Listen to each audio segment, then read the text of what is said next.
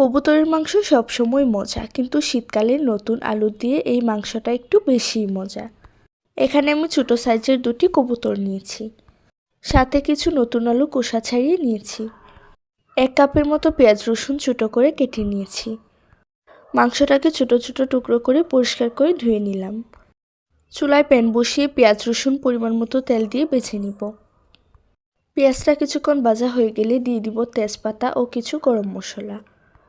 1 চামচ আদা বাটা ও 1 চামচ জিরা বাটা দিয়ে ভালোভাবে বেছে নিব।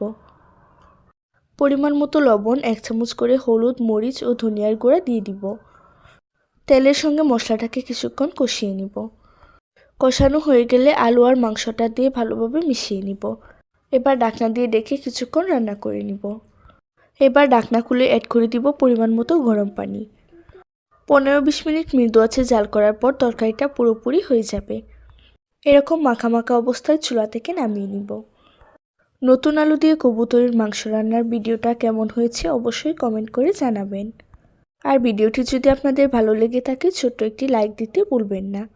নতুন আরেকটি ভিডিও দেখার আমন্ত্রণ জানিয়ে আজ এখানেই বিদায় নিচ্ছি। আল্লাহ হাফেজ।